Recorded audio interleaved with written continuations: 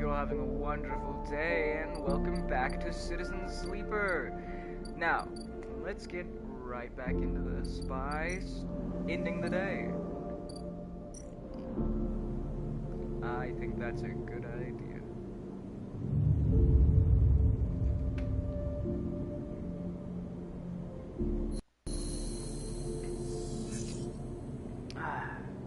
Alright then. Oh, Moritz.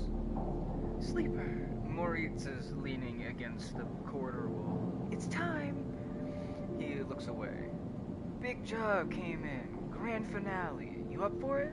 I actually am. Alright then. We're in business. He pushes away from the wall. This has to work, Sleeper. Has to. He leans down. If it doesn't... Are we in trouble? The Bay, you mean? He shrugs. We were already in trouble before you got here. The work so far hasn't been enough. Look, Bliss has had a rough time of it. I thought you of all people would understand that. He runs a hand through his hair. Sorry, didn't mean to be. He smiles. Bliss is a good one. She gave me a chance. I owe her. Ah. He feels indebted to her. I see. He straightens up. I know you have your own thing going on, Sleeper. We all do. But the Bay needs someone. Bliss needs someone. Hell, I need someone to help me keep Bliss from spinning out completely. He scratches the side of his head. Otherwise, there's not much I can do, he shakes his head. And I would hate not to pay you back my debts. Moritz stretches. I've got to get back. He nods and walks away. I'm out. See you up there. Alright. Well, that's something to do immediately. I got 2 5s, and that ought to help a lot. Whoa. What's that thing? It looks so cool.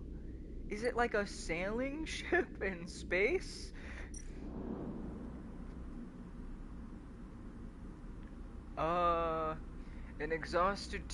An exhausting tank. Patching solar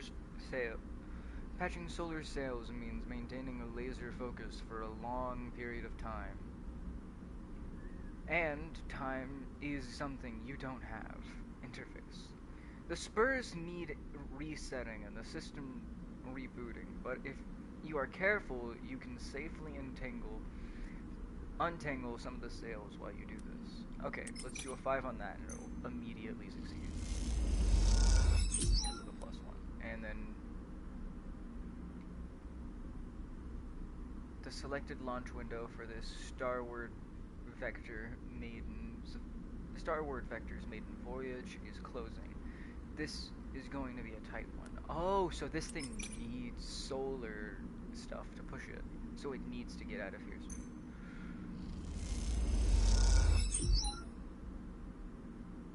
There we go.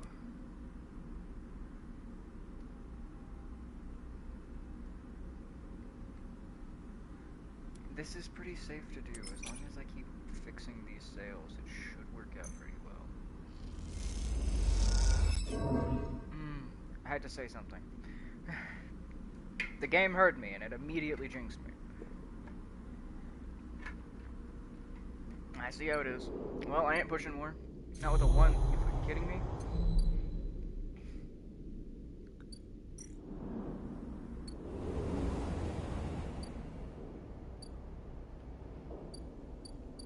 I won't get fed, so I might as well just use this one up. Over here.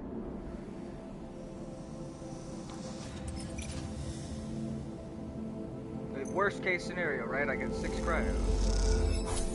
No, I got 11. Hey.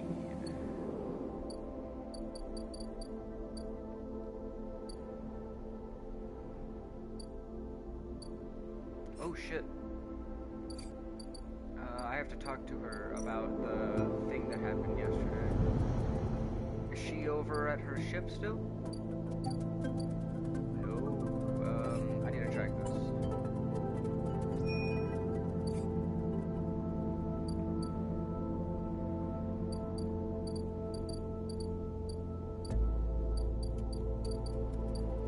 probably still over here, right?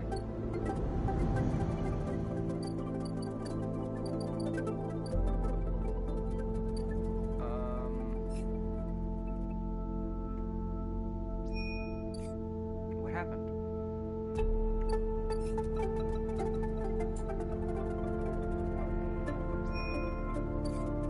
This game is pretty complicated. I can see how I messed up now that I'm like looking at it. But it's really cool that you can keep playing the game so far even if you mess up a bit. You don't just die like in some games. Though, if I did die, that would have done exactly what I expected. It's really cool though, how much this game lets you like work.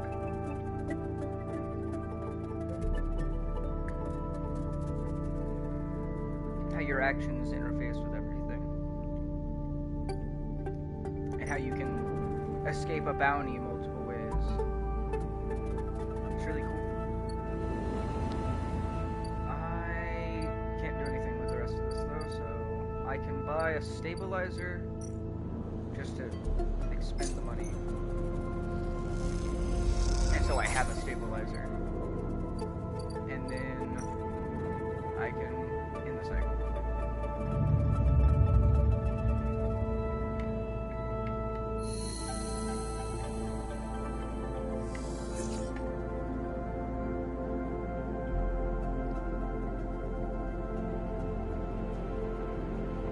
Alright.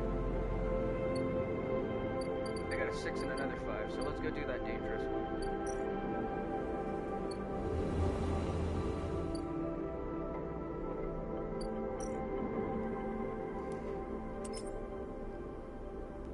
Start action.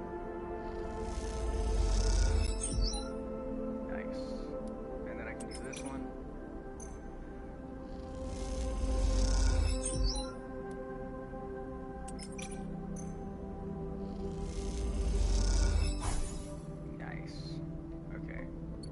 I'm gonna spend this third dice on something else. What? I'm not quite sure yet.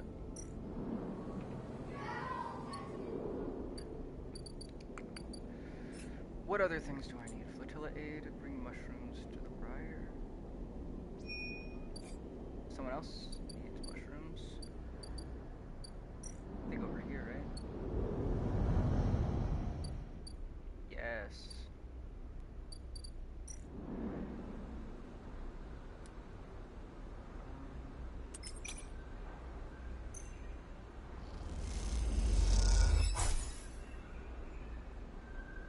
Random mushrooms again.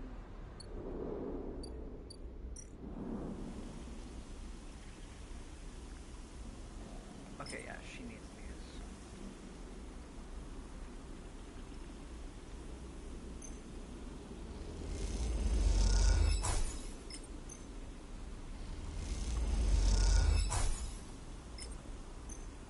Each of these does 2, so screw it. Let's just do this.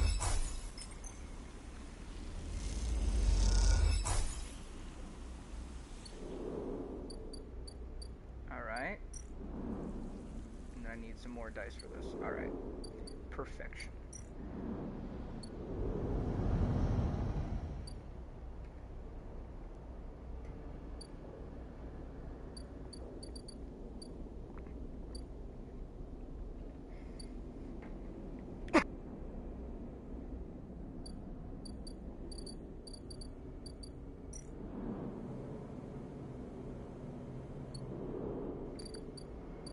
There's an active scene, I missed it.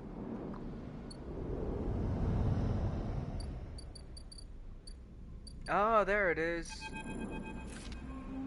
You spot Ankita on the track in the farm stacks. She has a box on her shoulder and is working her way down the slopes. She sees you as she approaches. Neither of you speak for a moment. She looks tired, pale. Her hair is tangled in clumps of dirt clung to her armor. You both eye each other. Ankita. She holds up a hand. Sleeper. She takes a deep breath. I'm sorry for what happened. Truly, I am. She looks down. I am sorry you ended up in the middle of this. All you have shown me is kindness.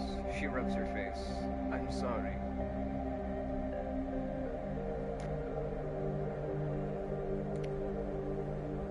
What you did was kind of fucked up. For that sleeper, she stares at the floor. I'm sorry.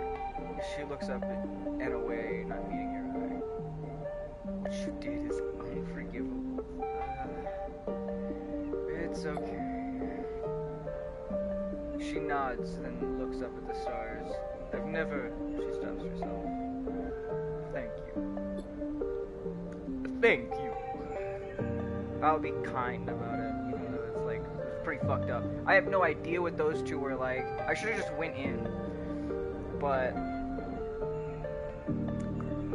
that's how that rolled out. I thought that I was gonna get shot because one of them had a sniper. I could have been shot at, but I probably would have been fine if I went in, I think. And I welcome anyone else to try that if they want to check out her cool storyline. Because I bet you can get more information out of him if he's not dead.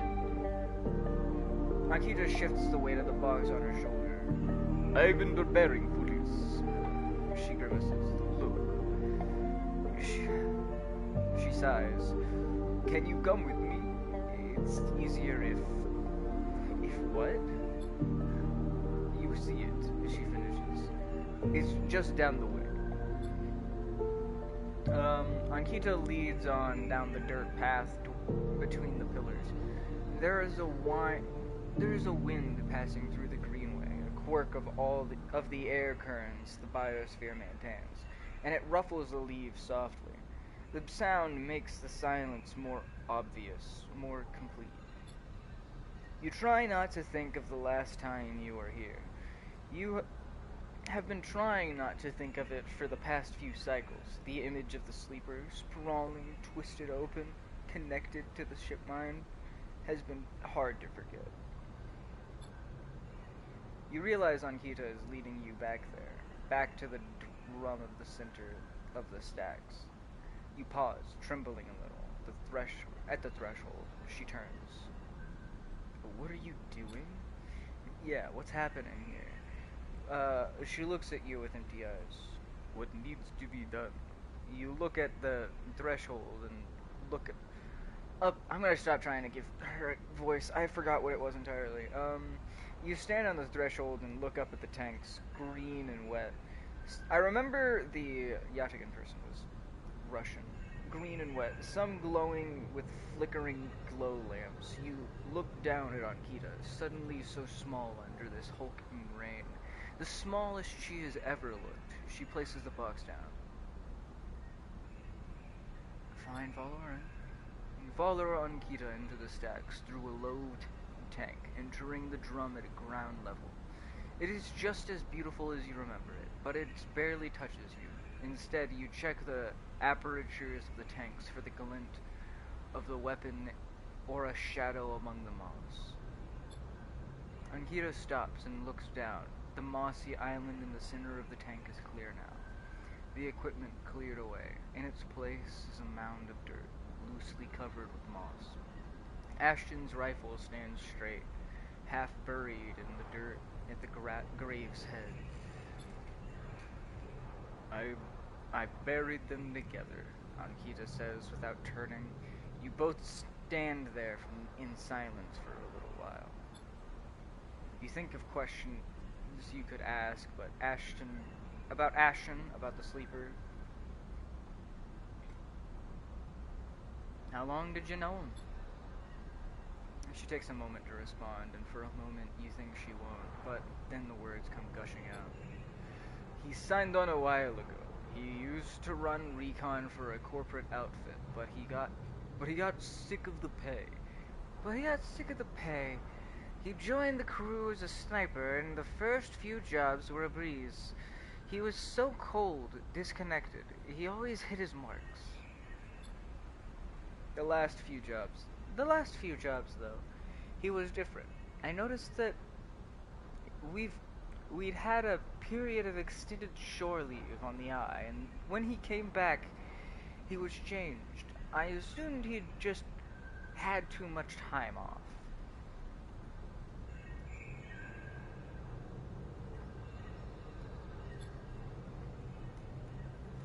He was right. He was right. I never would have given him the ship mind. I wouldn't have believed him. I've had crew members double-cross me, undercut me, rat me out. That's the business. He wasn't a good person. None of us in this job are. This is how we die, alone. She stops, not sure of what to do. It seems like she is reaching for something, but she can't quite get there. You feel that gap between you, and you do it. And as you do, it widens. The water drips. The moss trembles. You both stand in silence for a while longer. You both feel it. Life creeping back in, and silence ending. Ankita shifts her weight, and then starts to walk out. You follow her, suddenly eager to be back in the open space of the Greenway, to be away from this place forever. You stand outside and breathe the fresh air. You stare at the green leaves and the stars wheeling above them. And that's it, says Ankita, from the somewhere behind you. You try to think of something to say, but you can't. Ankita puts a hand on your shoulder. You turn back to her. At least take this. She forces a handful of cryo chips into your hand. It's what I owe. She looks at you desperately. You look down at the metal bars, the ugly little things. I'll take them.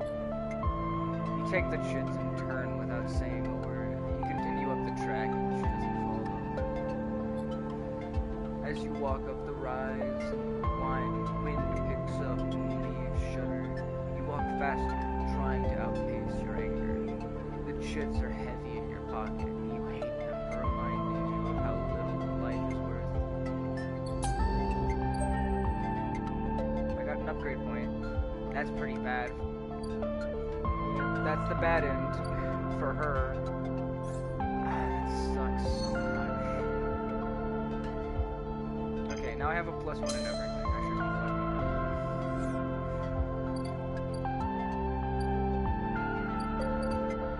But that sucks.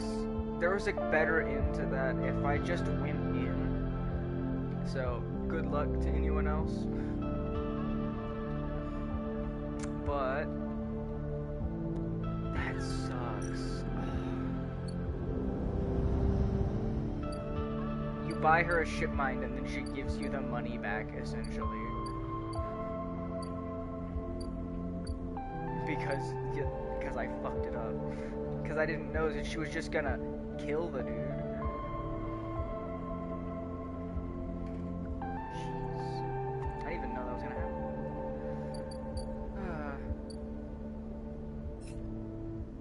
Into the Greenway.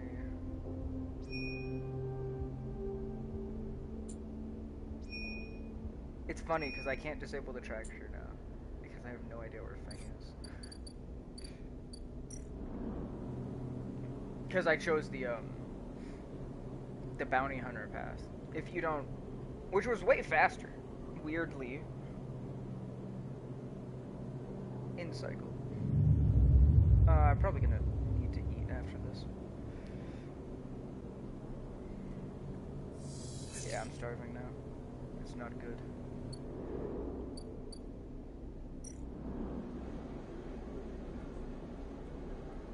Oh, now he needs that Matsutake.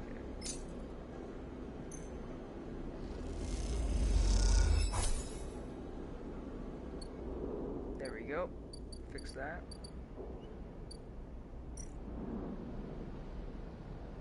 Okay.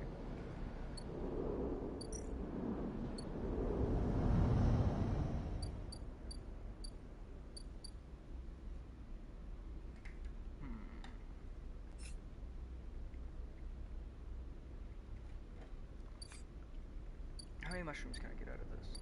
Oh, wait, right. I've got a thing I need to do first. I've got a 5 and a 4. Those will be real good for fixing up that shit.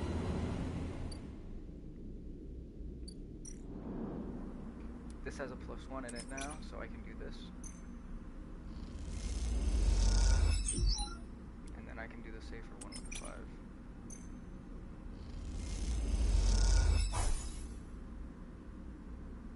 Okay. That's risky, so I'm not gonna do it. 1, 2, 3, 4. We should be good. Hopefully. But I should probably take the stabilizer after I lose this 3rd dice. I have enough money to buy another one, but...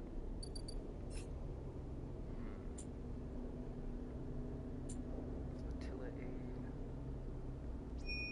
Where's the Briar again?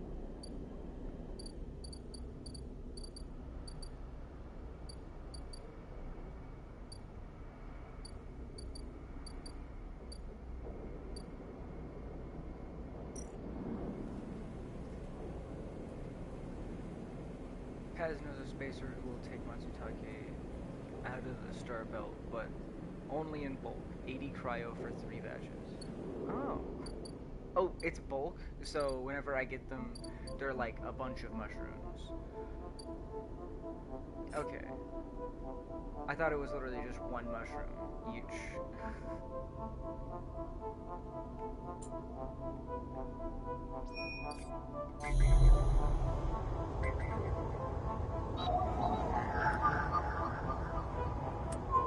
I can do that. And I can do this freely too. Without the hunter.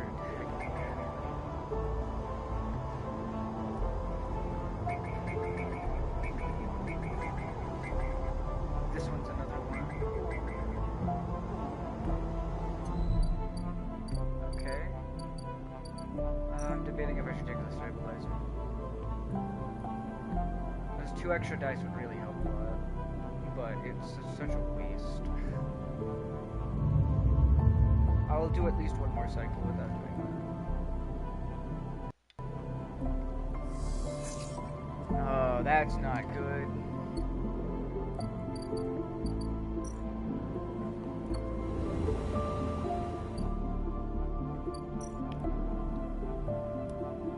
This thing's such a cool ship.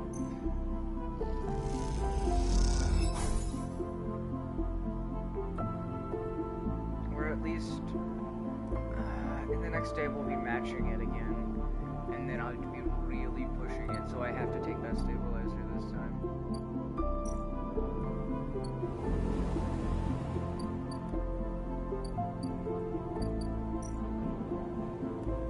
That sucks.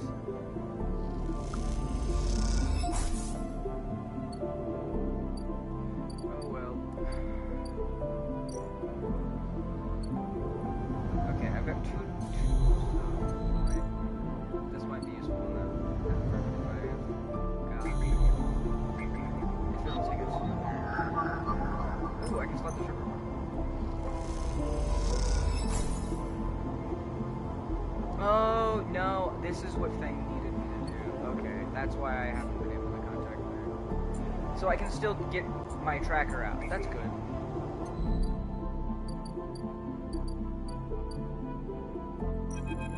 Damn it. I'm so stupid. As you walk into the tambour, you quickly spot Feng arguing with Gina. Yay, Feng's still here. I thought I lost him. Approach him. You come up behind Feng and he turns to notice you. Gina stops mid-tirade as you arrive. She turns to you. You again? You here to vouch for this layabout? I am. Well, well, what are you two up to? Continue. Feng winks at you and interjects. It's like, what was his voice again? It's like I told you, Gina. No, that's not what it was. Fuck.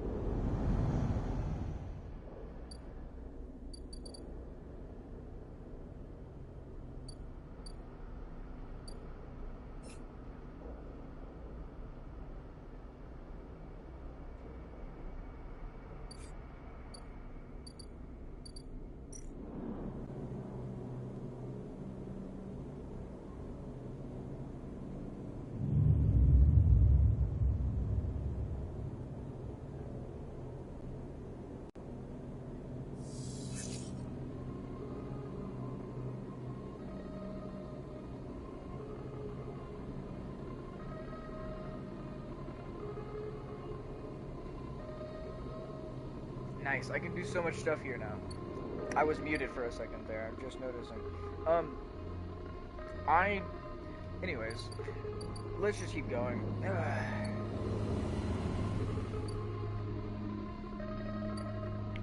I'm glad that Infus is good. I can't believe I missed out on him so much, though. Because I wasn't sure what the heck was happening. Let's do this with a +5, turn it to a +6, make it positive. Do this. Cross our fingers. Or just don't do it at all.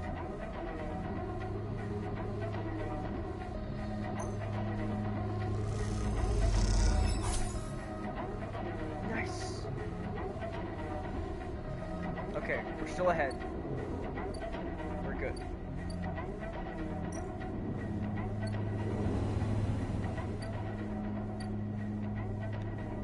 But I was saying it's pretty sick that I can repair myself now, and mostly about how I can't believe I didn't notice Feng.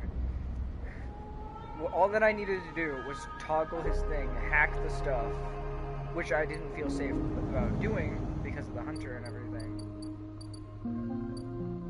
But that screwed me over because I didn't do it. Oh well.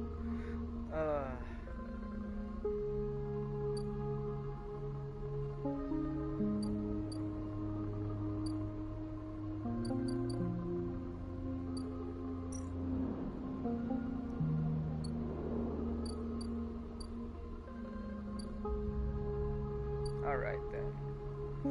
I wonder what the second game's like. I have no idea how they'd make a second version of this game.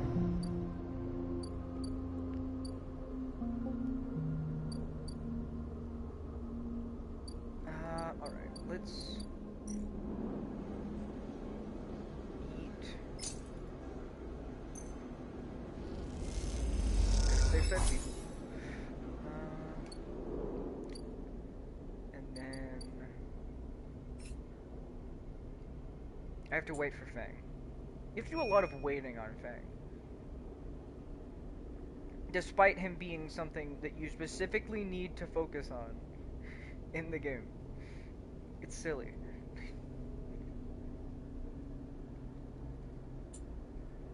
Find a nurturing grow bed for the seed.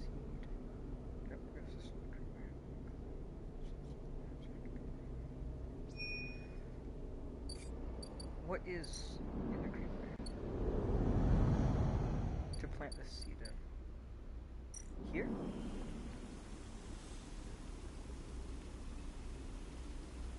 But I want to give Matsutake the Infus, so no.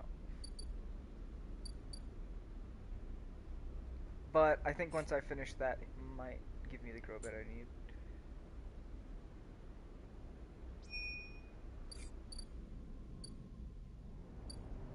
Okay, this is the briar.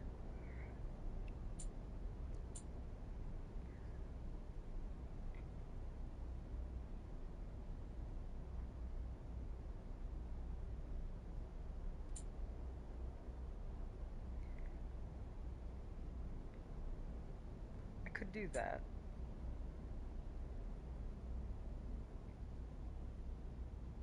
I am already growing the mushrooms. I can also work on the sidereal horizon, and I can work with the enforcers.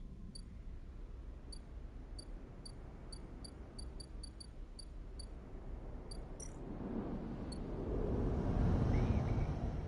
Whichever's less likely to be dangerous.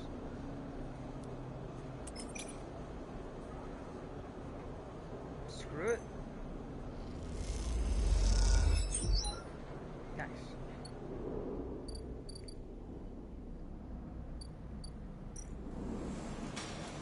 That's dangerous. Yeah, I shouldn't do that.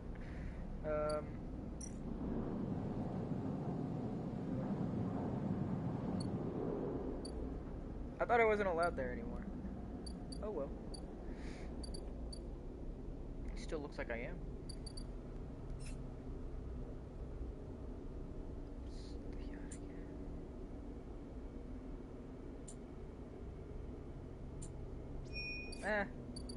I guess I'll help them.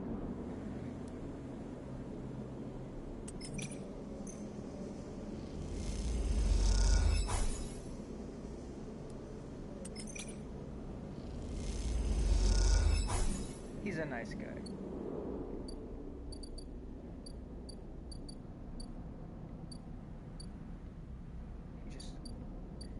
He needs to work.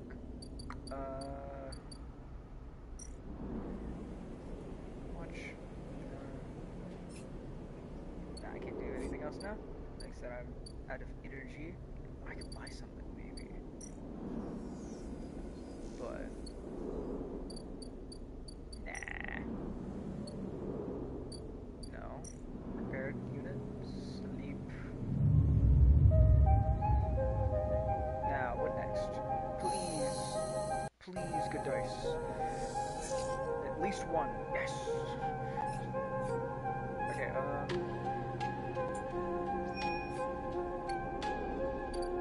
Bliss.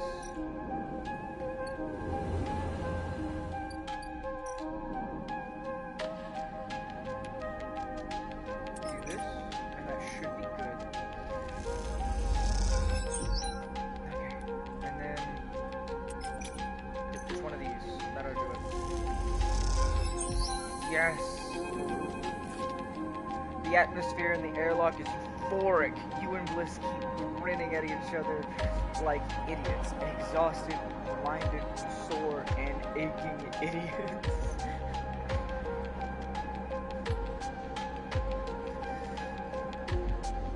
Sleeper! That was incredible! She punches you in the arm. I never thought we were gonna make it. Those idiots tangled the whole thing up like nothing I've ever seen. We make a good team. Bliss smiles, a winning smile. As the lock's inner door clunks open, Moritz gives a rare whoop. He looks exhausted too, and for good reason. Moritz has been the one ferrying tools and parts back and forth with the ship. His tired smile tells you he's glad it's done. Yes. Sleeper, Bliss. He shakes his hand. Shakes his head. Impressive. When I saw that ship come in, I thought that there was no way. Why, thank you, Moritz, she wins, for believing in us. Moritz rolls his eyes. You know what I mean. Take the compliment. He shoulders some of the gear that came back in with you and Bliss and heads into the rack to stow it. Bliss turns to you. I think you should be the one to do the honors. She nods to the ragged-looking console with Moritz assembled. I don't want to jinx it, she smiles, but you can see she is genuinely nervous. Don't worry. I'm gonna check it. You glide over to the console and check the screen. It takes a second to see what you are doing through the flickering, cracked display, but after a moment, you see the action. You see the accounts. And there it is, almost 1,000 cryo, sat in the beige transfer account. Well, Bliss calls, have we been screwed again? We did it! Bliss kicks off from the floor and spins up into the bay, shouting as she does. The noise takes Moritz by surprise, and he knocks a rack of parts, scattering handful of metal fixings across the bay. The sight is something glinting steel catching the work lights like glitter. Sorry, says Bliss, grinning when she comes back down. I needed that. She kicks off and joins you in the terminal. Moritz even managed to sell that product. We made a tidy profit, eventually. She laughs. Here. She loads a stack of blank chits into the terminal and transfers a chunk of cryo to them. This is your cut. Bliss hands you the chits. Thank you for believing in this place. She looks away and smiles. Even when I couldn't. When you first met me, I was on the edge of giving up. All it would have taken was one more push. But now this place is sparkling again. Work's coming in, there are funds in the accounts. Even Moritz has a spring in his step. You both look over to him, happily racking up some tools. That's because of you, she punches you in the arm. He likes you. He's a good kid. Yeah, what is his deal? What? Why is he always so quiet? She frowns. I'm not so sure. He doesn't much like to talk about himself, that one. Ah, okay. She leans in closer. You know, he came here looking to rob the place. I gave him a job instead. Oh, she laughs. Don't tell him I told you that. I just thought it might help you understand the kid. Moritz turns to look at you, and both Bliss and you awkwardly wave. Maybe it's time to change the subject. Are you gonna be okay? Me? Always. She looks away. From here on out, it's going to be a little easier. I'm going to look for some competent contracts. Stuff that will keep us inside the bay, not out in the black. No need to risk our neck if we don't need to. You wanna cash out? That's fine. But there will always be work for you here when you need it. I appreciate it. She smiles and then, out of nowhere, quickly gives you a hug. She steps back and glances around reflexively. Take care. I will. She turns to leave. And Sleeper? Yes. Don't spend that all at once. How much did I get? Oh, I got 300? I have 500 chits! I'm absolutely loaded. Well, buying a stabilizer.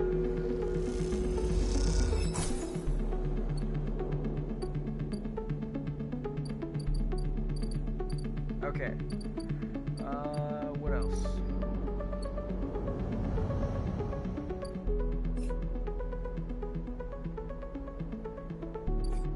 I could help him finish that.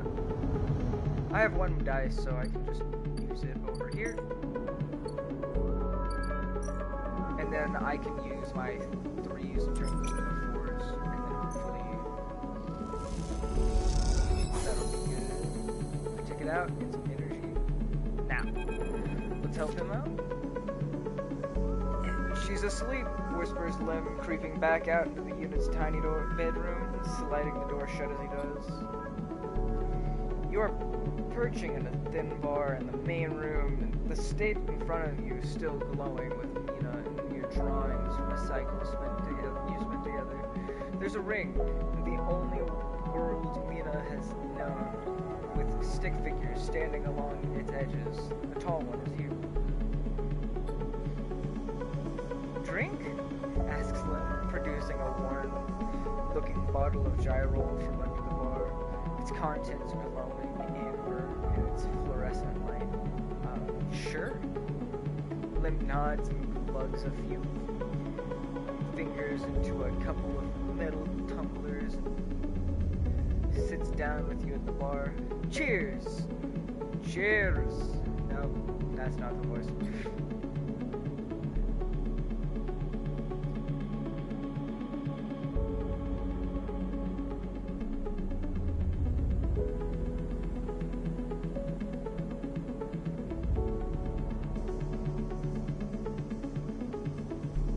Lim gives you a sideways look. I made an assembly team on the side reel. He grins broadly,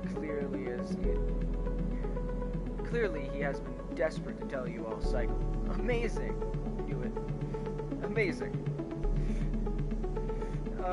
Lim holds up his drink. Couldn't have done it without you keeping an eye on little meanie back here. Lim shifts a little on his stool. He looks uncomfortable. How's our girl doing, Sleeper? I haven't seen much of her these past cycles.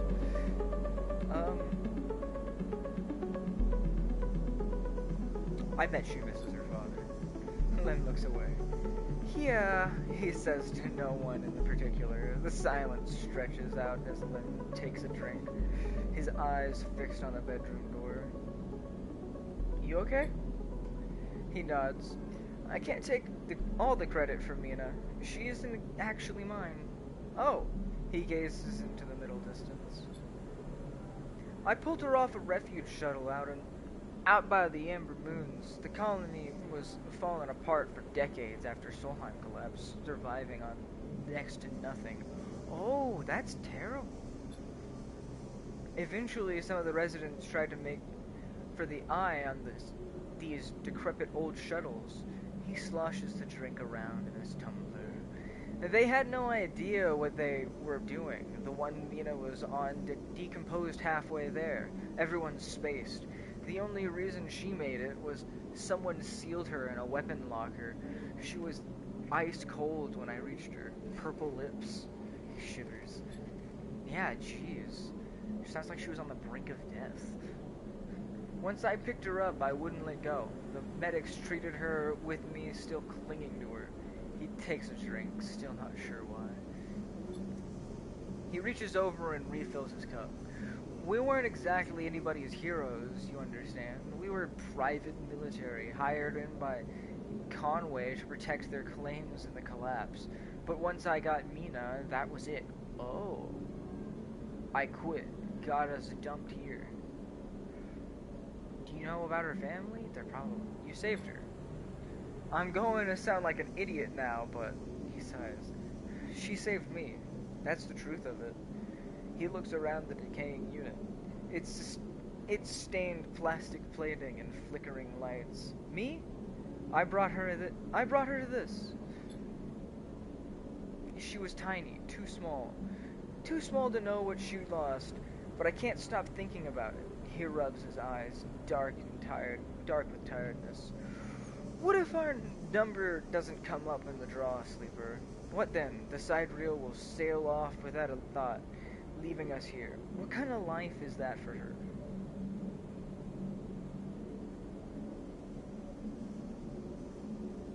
I mean, this place isn't too bad. You could make it. You'll make it. Sorry, I know you don't have it any better. He looks at his cup and pushes it away down the bar. This is a celebration, right? Both of us on the team now. Both of us in with some chance. Exactly. Imagine all three of us riding the sidereal horizon out of here to a new world. He looks into his glass for a moment. I think I drank too fast. Lim stands and starts to clear the glasses into the auto wash. I need some sleep, friend. See you around. Alright then. He catches your shoulder as you turn to leave. Thank you, Sleeper. I mean it, for both of us. He pats your shoulder and you slip out into the dark of the walkway with the thought of some little Mina in your mind. They are so cute. Okay, reroll all of your dice once per cycle. Ooh. All cryo actions are discounted by 20%. I mean, a reroll sounds nice.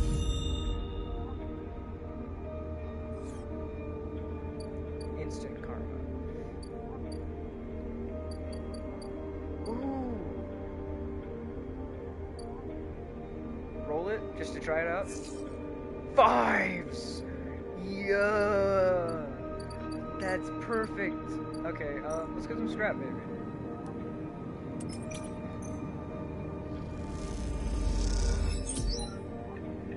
Yep, just some money energy.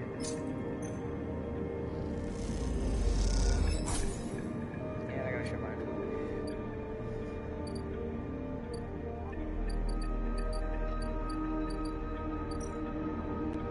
Oh wait, actually I should probably do something. I should win that sidereal ticket too.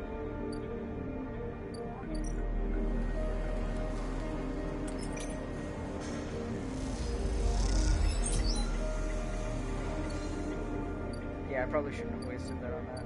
I was hoping to get some scrap, not just money. I can definitely get scrap over there, on the other side of the oasis. Anyways, I think this will probably be the last episode. Now that I understand everything and I'm not being tracked.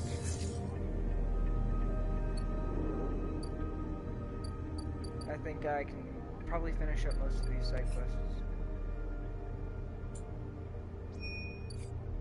Let's do this.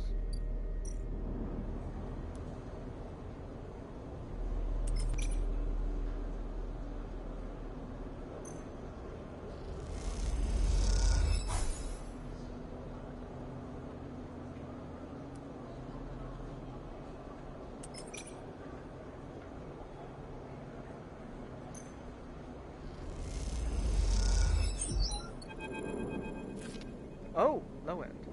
As you say your goodbyes to the other enforcers, you walk back through the low end, a chirruping catching your attention. What is that? In a quiet corridor away from the main thoroughfares, someone has stuck a small recorder to the wall with suit sealant tape. Written across the fluorescent tape is one word: sleeper. You peel it away from the wall, and as you do, it triggers some kind of an improvised trip switch. Did I just get trapped? Sleeper, Sabine. A sleeper, Sabine's voice cracks through. I've seen you with Yatagan members. Are they holding you captive now too? I whine. I am sorry if I have dragged you into this. Do not trust them. Something is happening within the gang. Some kind of power struggle. Wait, is this someone else? You cover the speaker a little, their voice too loud in the quiet corridor. I will come soon. Thanks to your efforts, I have located most of their properties. At the right time, a pause. I will see you soon. Don't give up. Remember our deal. The recording cuts. What? You stare at the recording, processing what you have just heard. Hearing Sabine's voice again opens up something inside of you.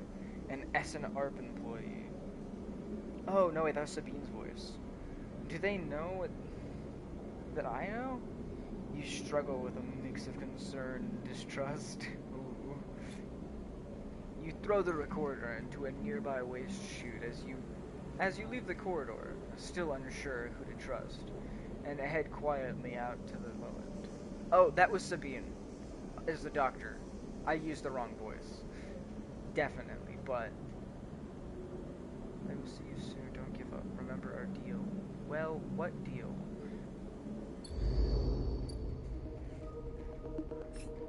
Dang it.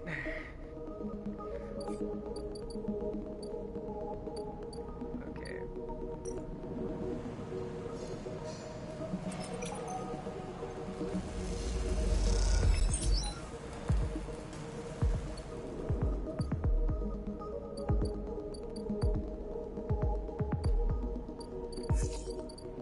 Wow, I switched them. That's funny.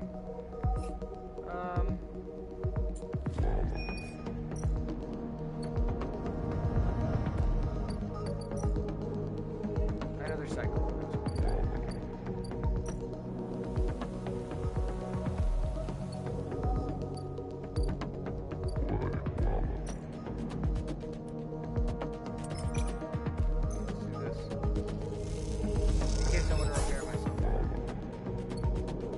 I could prepare myself, and that would keep me at 6 for another round. Yeah, that seems like a bad idea.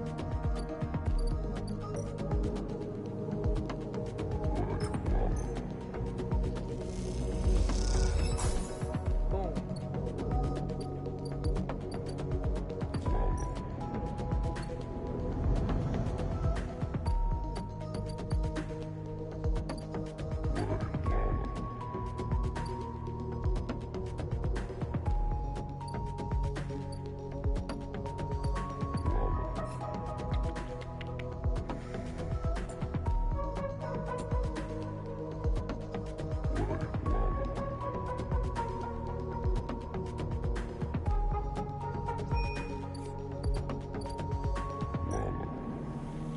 wish I could ask her about the seed, but I think I have to do the mission first.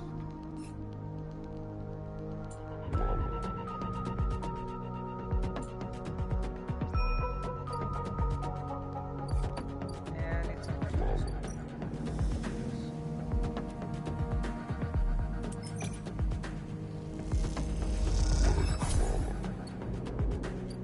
because I can't think of what else to do right now without one.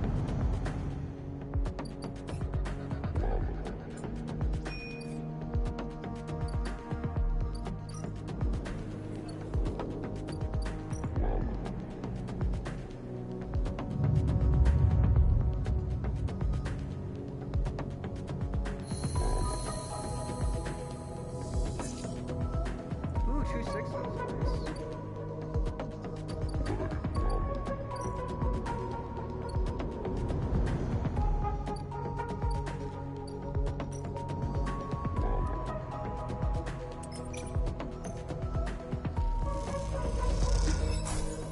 Nice. Nice, I got 2. I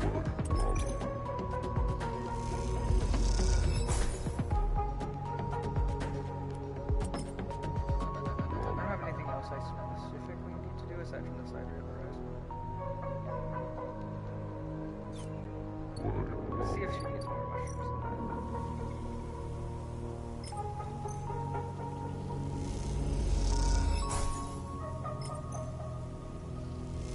One more. Yes.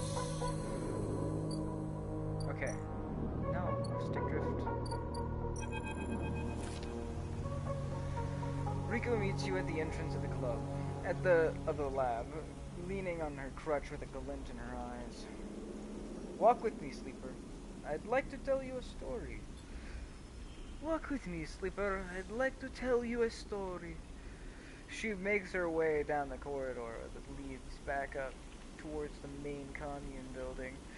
When people first crossed what we call Founder's Gap into the Greenway, they did not so against the wishes of Andre Erlin. At the time, Erlin was trying to stabilize the Union and establish control over the Eye in the wake of Solheim's collapse.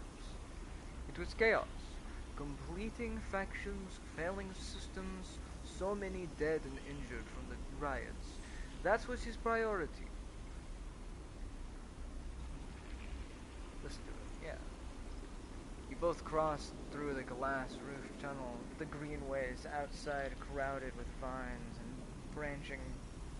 branches dappling the light. Erlin had written the greenway off, cut him off from the rest of the station and linked to a broken spoke. He claimed it was only a matter of time before everything here would die. He refused to let anyone abandon their duty on the Union and the Cross. They were traitors to the cause, or as good as. Rico continues making her slow but steady way to the inner garden of the commune. There weren't many of us. But we believed what was here was worth saving. He had to keep our plan secret until we crossed, and some of us left people behind. She pauses to catch her breath, her voice cracking. It is difficult to know if it's from effort or emotion. What we found was a disaster. Nothing like what you see here. Half of the greenway was leaking oxygen into space. The plants froze. The other half was a swamp of mulch. This decaying matter clogged every system. We worked hard. We lost good people. We cleaned up and closed up. But it was never going to be enough. After many, many cycles, we all knew this place was doomed. But we kept on working, talking less and less. Because we couldn't face it. We all developed a death wish. If the Greenway was going to die, so would we.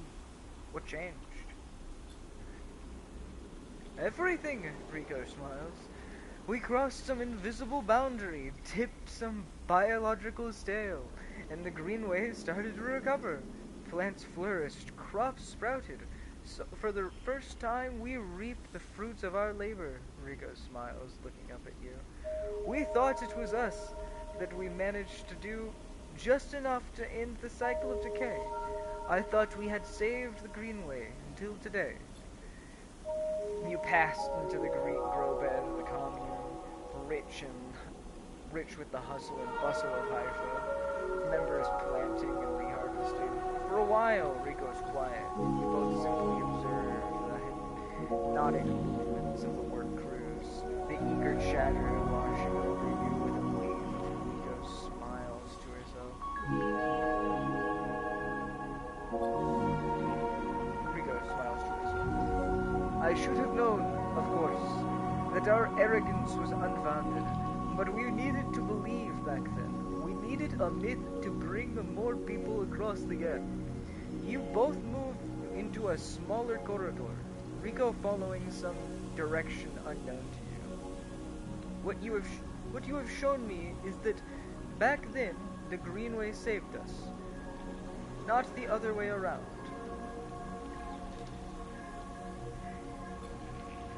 Tell me, have you ever consumed one of the Matsutake or gyro caps you have been growing? Yes. I imagined they were delicious, nutritious, almost uniquely so, she muses. After all, they were designed for you. What?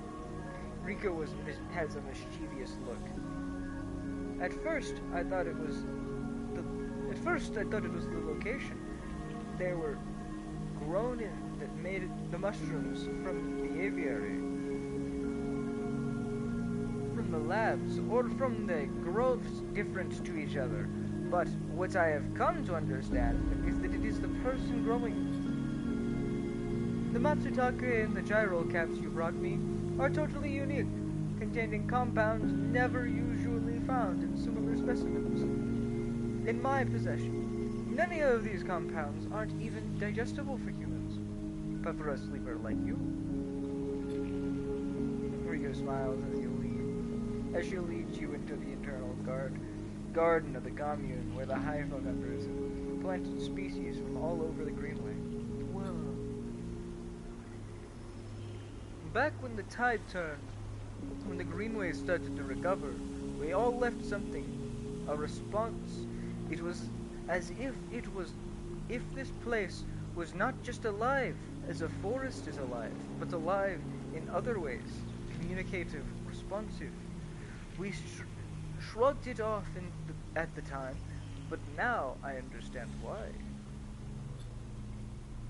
Rico stops and turns to you. This place is responding to us, adapting itself to us. It is growing fruiting bodies for you, for me. It is adapting, changing. It is, in short, displaying all the signs of sentience. How? That is what I wish to know too, what being is in control here. Rico sits on a bench within the peaceful garden and gestures for you to join her. When you have been growing the gyros and the Matsutake of the aviary, those species so familiar to the Greenway, have you discovered any others? Yeah. Dang it.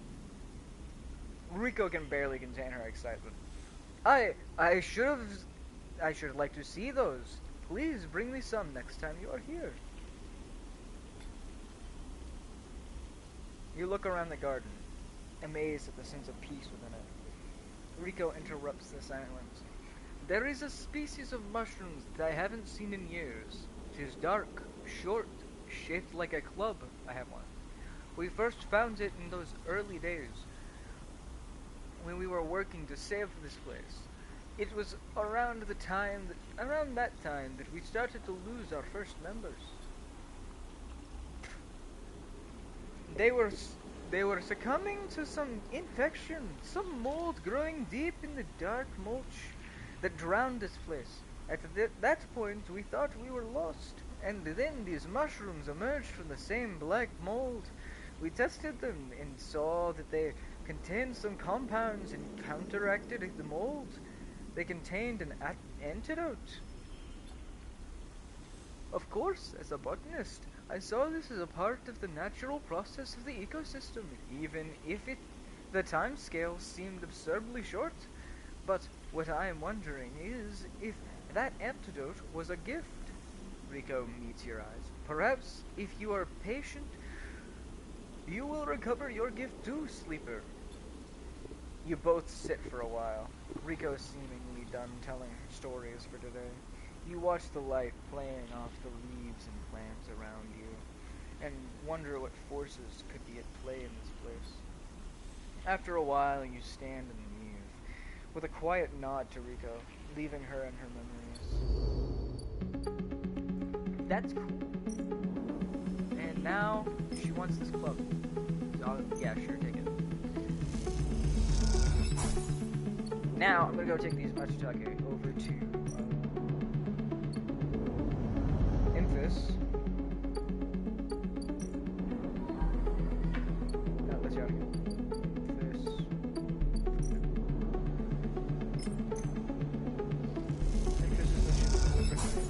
Infus inhales the deep autumnal aroma of the Matsutake caps and nods. He seems impressed. Nice.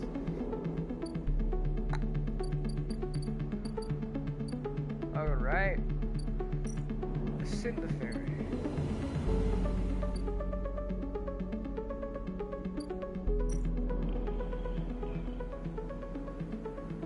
The bay is taking on a low-scale repair contract.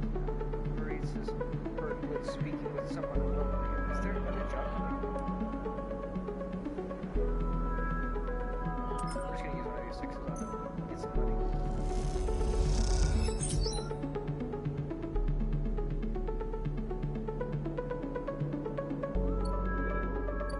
I wonder what's happening there.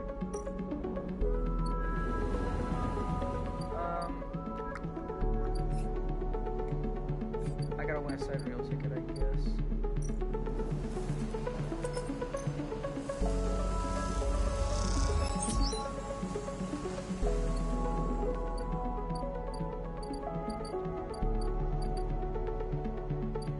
And then reroll 5.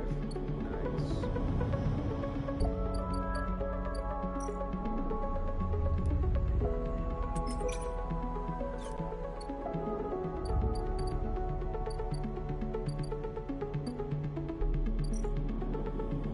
I want to do this too now. It's the first of 3 episodic updates to Citizen Sleeper, telling the story of the refuge's flotilla, which has arrived at the Eye. Okay, good. That'll keep us from losing time. This might not be the last episode in that case. Because that's episodic, and it'll be really cool to check out whatever is happening here. But for now, Infus, Rico's experiment, and working for Rabina are all things that I'd like to do. Because I can actually do this. Should I trust Rabia?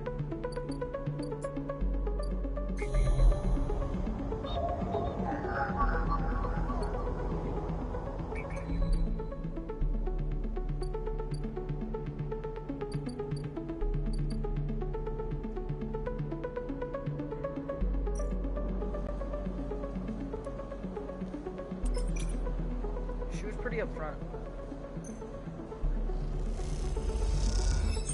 Take another job.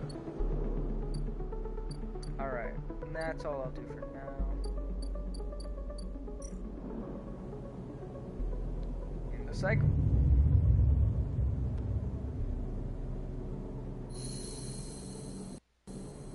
I might have to cut the stream short here today, guys, but that should be fine. Anyways, let's keep going. Because I need to make supper too. We all need to eat.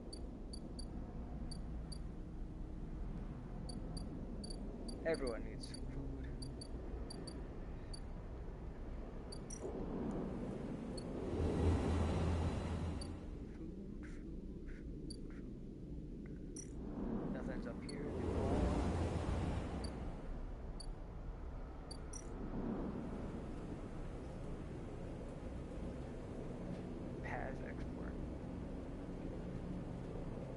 Now if I get Matsutake mushrooms, I can just sell them.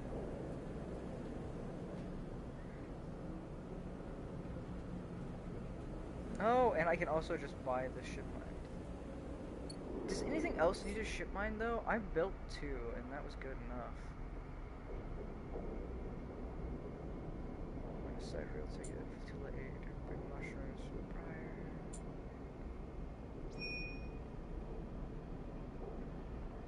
Oh yeah, crack Conway as well. Where is that over here? Oh yeah, I have to wait for Fang. One more cycle. Okay,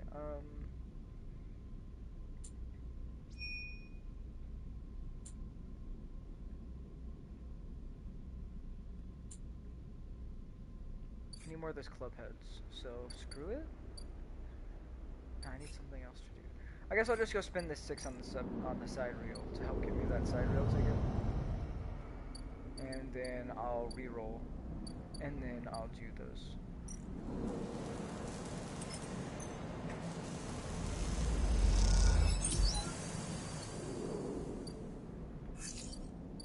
Fives and a 1.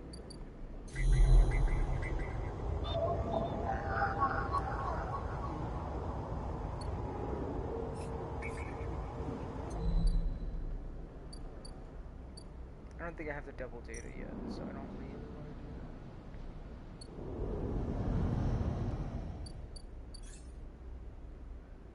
that. Oh, no wait. They do, okay.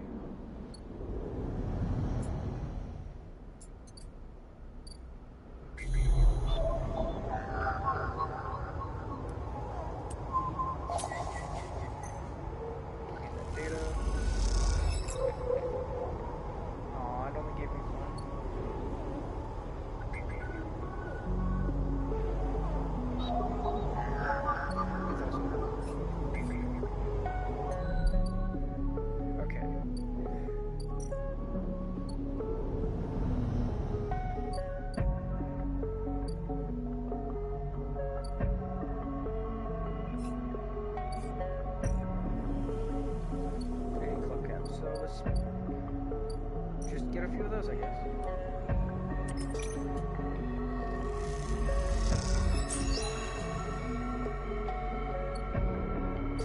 Nice, I got another club cap. That's good.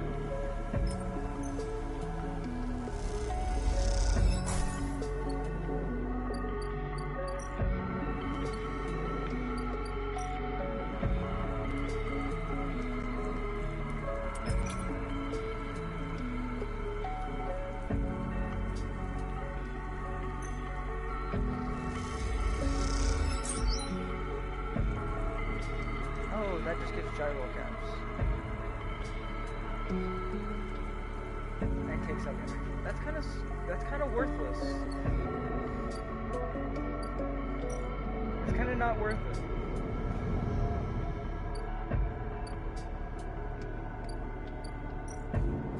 Oh well.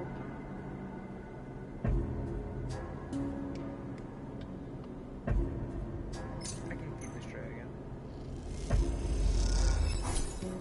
The stray crunches up the crackers as you watch. Sometimes they'll let you stroke them. Sometimes not. Nice. Good cutie.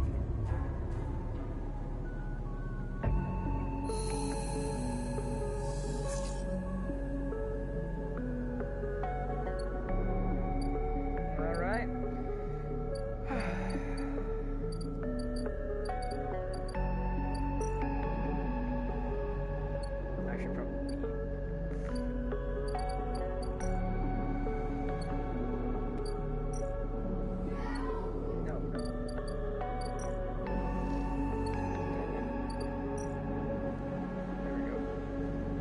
Can't eat there now. Shit. I also haven't worked the bar, I'm noticing this. I'm gonna do that real quick.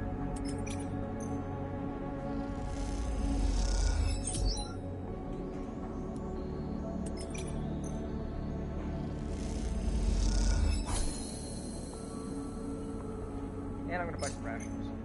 Because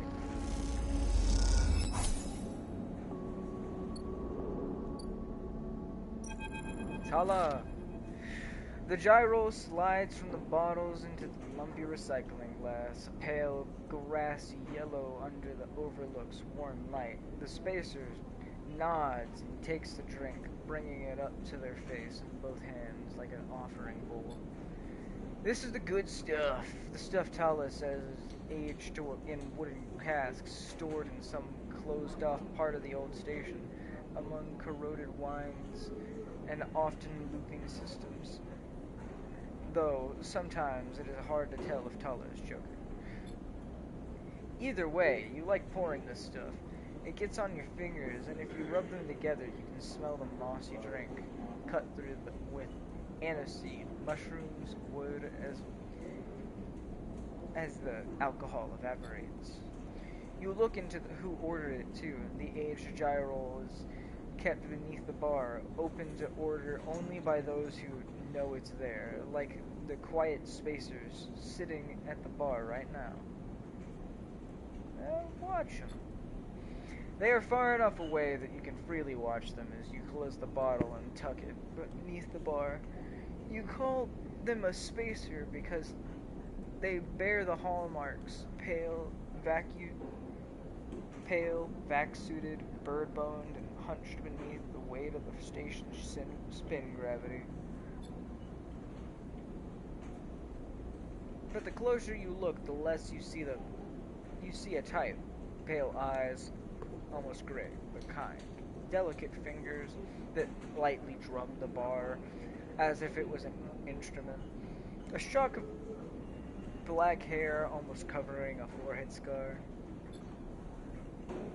Scars are something you have learned to value. They are what marks your body for the hundreds, maybe thousands, who knows, of similar models that rolled out of the SNARP's biolabs. You find yourself rubbing one of your forearms, a rough little split, something that is on a good days, something that on the good days you might think of as a mark of defiance. Suddenly, you hear a heavy clunking at the door. It creaks open and a huge cylindrical metal tank tumbles through, slamming into the floor. Shit! Tala breezes from behind it, a whirl of hair and bright eyes. Shit! Tala? Sleeper! She ducks behind the bar and comes over. Can you help me with this? You look at the huge metal tank suspiciously. How did you get that up here? I'm coming. You come around the bar and get to one side of the tank. Okay, says Tala. On my count. 1, 2, 3. You both heave the tank up, standing somehow. You hold it in place, struggling to keep it steady. So, where's this going? In the back, comes a voice from behind the tank. Somehow you manage to lug the huge thing into the back room, where you place it on one corner, dwarfing the rest of the contents in the cramped space. As you do, you hear a crunch. You stand back and look at the expired rations oozing from under the tank. Oh shit. Alright. Good riddance. Tala smiles. Oh good. I thought maybe liking expired rations was some kind of sleeper thing. You push the crushed rations to one side, but that's the end of that. Tala looks exhausted and rubs her shoulders. Francis, I swear to... Francis! I mentioned him already. My guy on the door dealing with suppliers, tall. She sighs.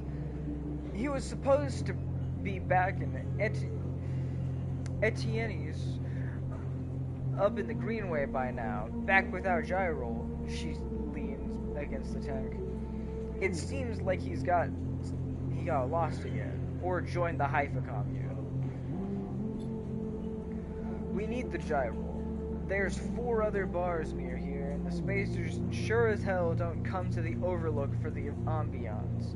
She looks through the open door to check if anyone can hear her. Jeez.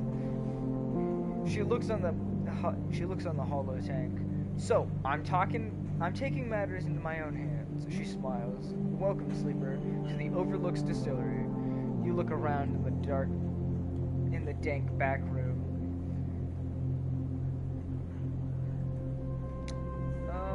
Need some work. She picks at some paint flaking in the metals walls.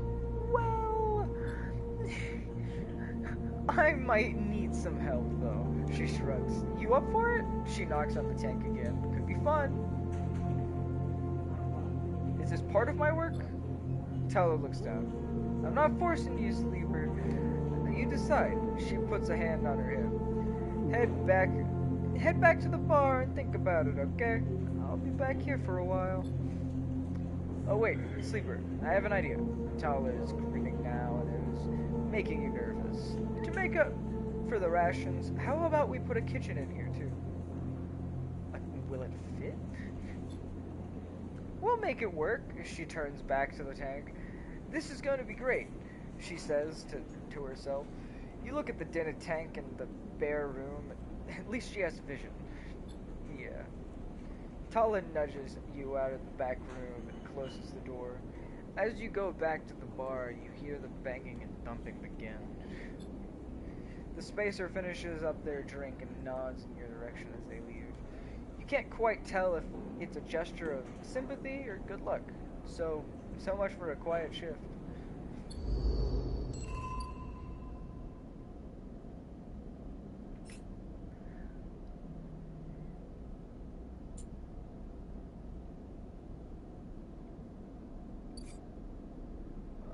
Alright.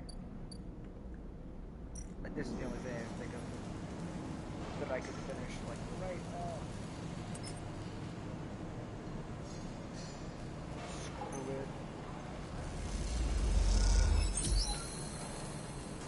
it. Alright. Your crew slowly filters out the shipyard locker room. The bubbling chatter reduces with each group that leaves. There is excitement in the air. Havenage just made an announcement. The assembly teams are done. Sat on the locker room bench, you can feel the side reel out there. Its hulking mass now intimately familiar to you. Over the past cycle, you have watched it grow, be assembled. You have walked through its veins and welded its bones. Now it is ready for the final stages. It will go to testing now, then enter a final process of seaming and resealing, checking and rechecking, before it is deemed suitable for its generational trip. But for now, your work is done. You can't help but feel proud. A cough interrupts your thoughts. It's Lem, thoughtful out of changing out of his work gear. Mina nowhere to be seen. He smiles. She'll be here real soon. I know. It's exciting, although, if you think about it, we're all out of a job now. He quickly adds. Not that I'm complaining. Lim comes to sit beside you on the bench. She's got to be in her best shape when she carries you, Mina, and me out of here. So confident? What's got you so confident? Lim smiles apologetically. Why not? I figured I'd do a lucky turn by now. He runs his hand nervously.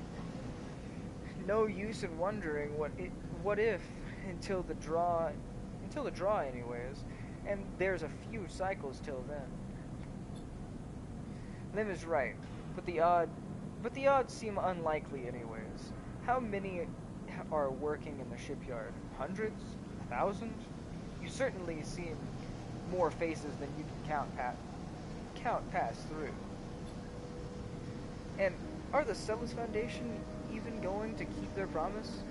Out here on the Eye, you get the sense that no one will hold them to it. Why else would they be building a side reel and a surrogate system? As you think, Lim watches you with a worried look.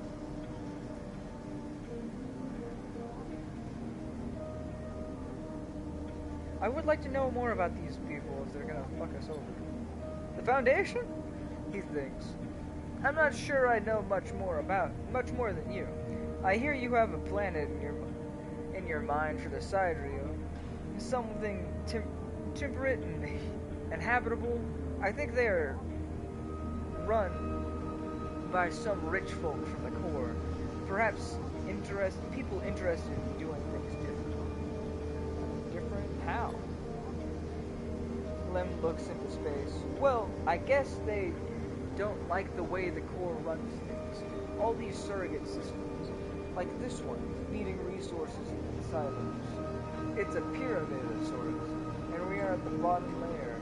I guess Celeste wants to change that. Whoops. I'd rather keep my mind on the prize, so to speak. I don't much care what they are for or against, as long as they can help us get out of here. He sighs. You ever been in a thunderstorm, Sleeper? A really big one? I don't remember. Lem shoots you a worried look for a moment. It's something else. He smiles.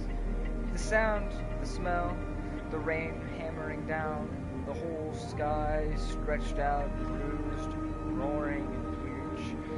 The place I was born, New Pembroke, a dry old rock in a Conway system, had two seasons. One of them was a dry as bone, dusty, ugly. The other one was a long storm, a side effect of the terraforming efforts, they said. Rain used to rattle off the roofs like bullets. It washed the dust away, turned the streets to rivers. It'd sing us to sleep and wake us in the morning. We'd wait half a year just to see it again. The best day was the one where the first drops fell. He sniffs. Some days I wake up swearing I can hear it again.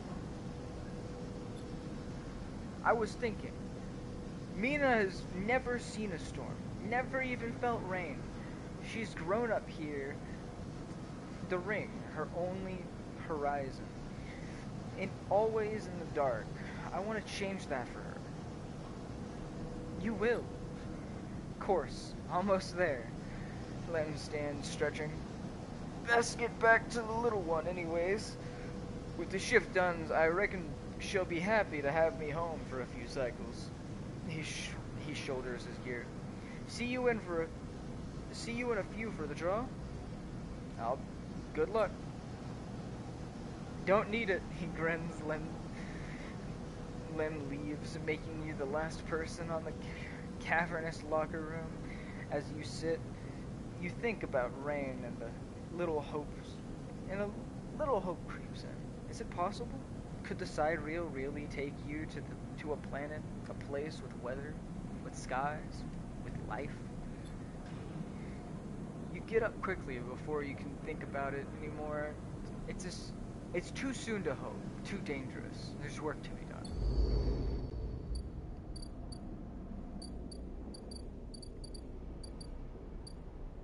Speaking of work to be done, I have to go check on Fang over here, and I almost forgot.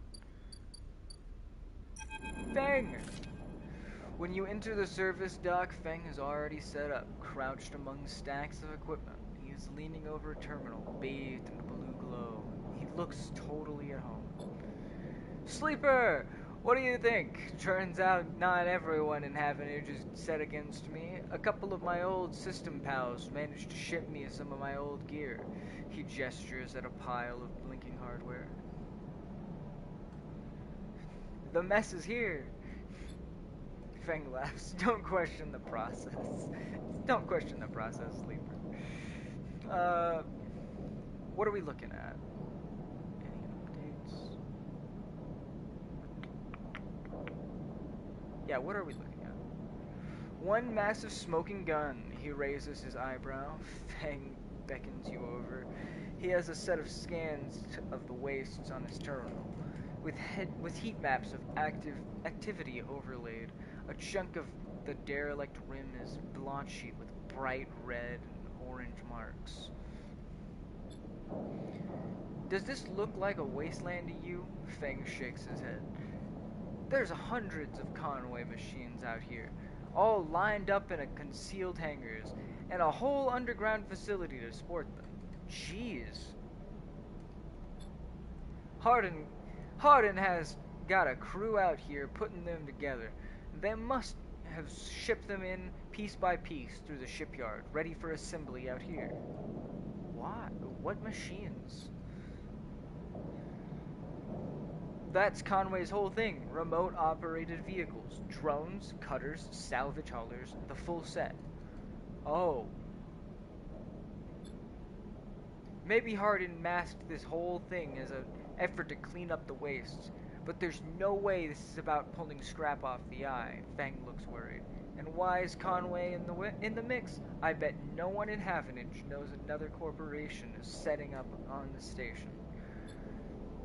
They aren't stupid either. These scans are the best info I can get. The wastes are cut off from the eye's cloud of networks, and the Greenway is a total dark zone.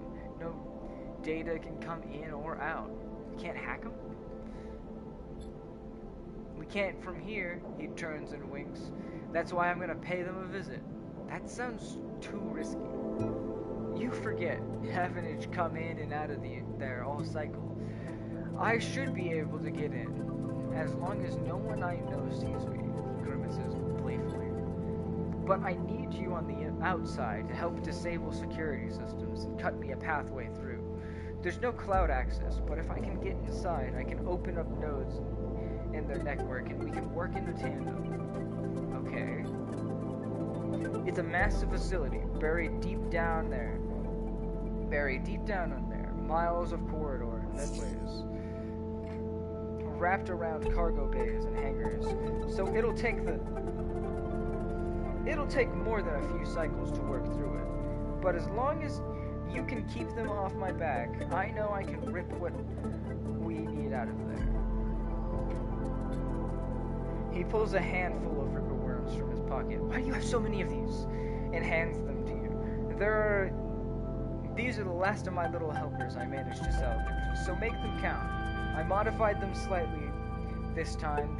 They'll feed their data threads back into the system that they are tunneling into, creating a nasty little feedback loop. We run it just like we did with the agents, hack the nodes, I ping to locate the ports for the security system, then slot the worms in those systems and let them go to town.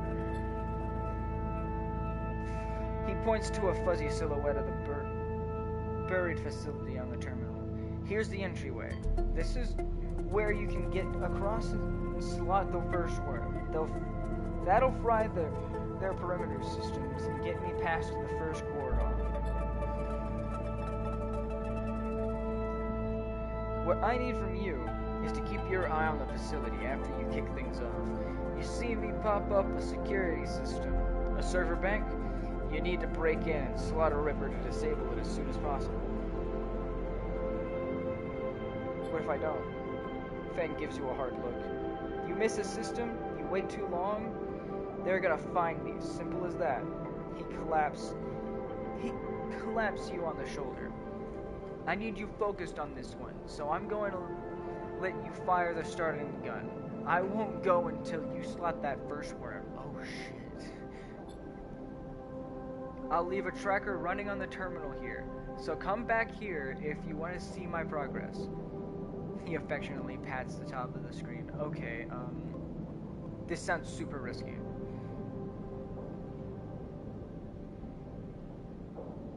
What I need from you is to keep your eye on the facility after you kick it off. Pop security. You see me pop a security system or server bank, I need to slot a ripper worm to disable it as soon as I can. This sounds super risky, buddy. Risky? This is audacious at least. He grins. Wouldn't be worth it if it wasn't. Fang gets up. It's all in place. You just need to make your own preparations. Then slot that worm. He stretches. Just don't wait too long. I'm getting bored of all this sneaking around. Okay, I can't do that today. Once I'm inside, I'll get the proof we need to end this whole thing, no matter what. He crouches check the terminal. We can't take longer than 6 cycles on this thing. Remember that. Okay. He stands up. Oh, and one last thing. He lowers his voice. If I get caught, or they can't reach me, or we run out of time, there's one thing I need you to do. What? Don't talk like that. Just listen. You've never seen Fang so serious. You take whatever I have managed to pull at this point, all the data, and you slot that stuff straight into the relay I've set up here. He points to a pile of servers and terminals hooked into the dock with cables as thick as your arm. I repurposed the dock's SOS broadcast system to beam out whatever you put in it. Anyone with a terminal, a slate, or a server on the eye will see it. That means the hub, everyone. No matter what, Hardin isn't sneaking away this time. Dang, he is determined. I've got a bit more to do here, but the moment you slot that first worm, I'll make my move. He gives you a parting smile and turns back to the terminal. The nerves hit as you make your way out of the service dock. Time to prepare yourself. Whoa. Well, I'm gonna take this 3 into the wastes. Cross my fingers to get some slap. Nope, I just took damage. It's fine. Nah, it's not fine. I should probably take my stabilizer. So that I can't fuck it up for Fang. That sucks. End the cycle. Okay, if he pops up a security or anything else, I get to fucking slaughter with this one. 4s, 3s, and a 4. Ooh, Emphas is dropped off. Emphas is preparing the Matsutake caps. He cleans them carefully with a damp cloth before shaving the stalks off as if he was sharpening a pencil. His knife slides through them, revealing the bright white of the flesh within. "These are good, Sleeper. Very good," he says, without looking up. "I bartered with Min Yi for some kelp, too, so we can brew the dashi." You know Min Yi? Emphas looks at the up from cutting with a smile. "Everyone knows Min Yi." Emphas slides the sliced Matsutake mushrooms to one side and takes out a closed pan. He opens the lid. You see the green wafer of kelp sitting in a bath of water. Been soaking it since last cycle," Emphas explained. "Should be good to go warm now." He places the pan over the burner and turns it to low. "We have some time now." He wipes his hands clean and throws the cloth over his shoulder. "However, there is one difference this cycle," he said. He smiles. "You have been the one providing the ingredients, so it's my turn to provide the story." "Okay. Good. This story is important to me." He gestures for you to both sit on the folding stools behind the stall. "You see these?" Emphas runs a hand over his forearm, tracing the circular scars that mark them like perfect bite marks. Conway called it an anchored interface rig, a mechanical control device.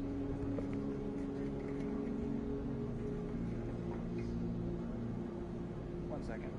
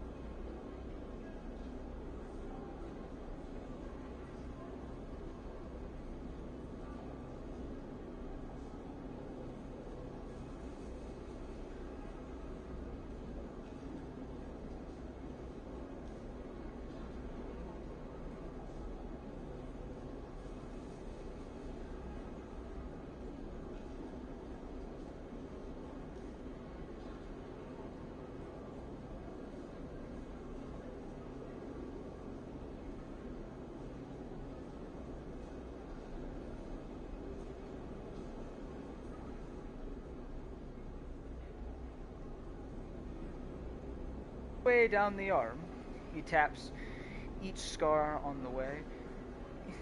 It maps mechanical movements to the suit exactly one-to-one mechanical replication. You swing your arm, a 2-ton arm swings too. You should have seen the recruitment vids. Strong people in even stronger suits, tearing through stone and scrap. Superheroes. Half my graduation year signed up for company school to company shuttle. Conway from birth to death. He stares off into the distance for a moment, fighting with the memories.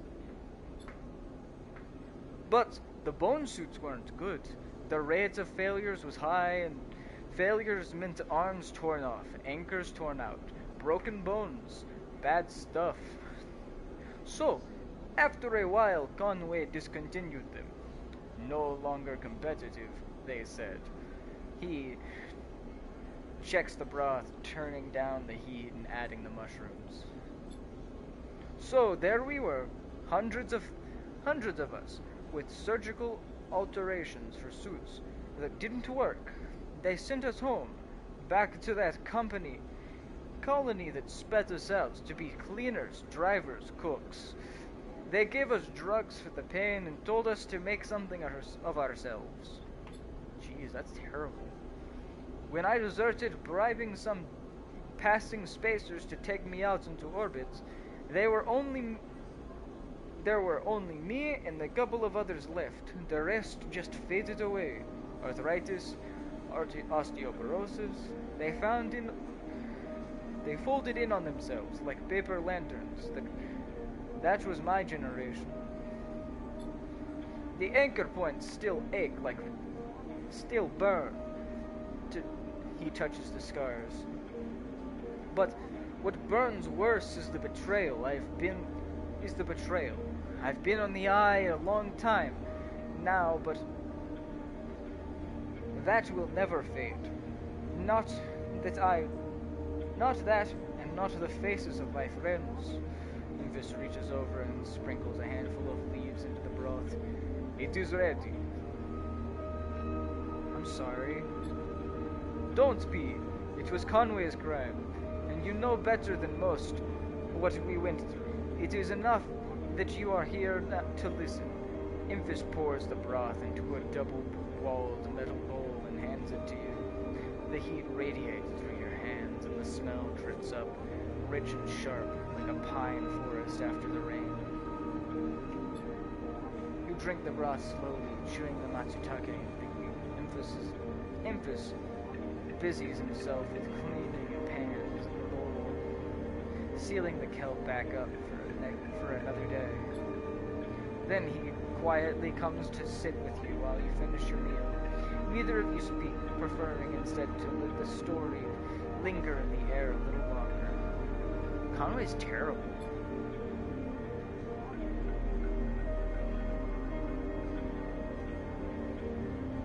Alright, after this story, I think I'm gonna, end the stream here, because I gotta go, guys. It is not that there is nothing to say. It is that something in the moment after something speaking breaks the spell. It is that sometimes, in the moments after something speaking breaks the spell. So you both idle, eager to be in each other's company, Invis taking longer over his cleaning, his packing, and you savoring the final dregs of broth. When you finally finish and hand him the bowl, you feel the spell break, and the story leaves you both. And as you leave, you know that both of you are somehow a little more empty and a little more full than before. Alright, story eater. What a cool trophy. That's good.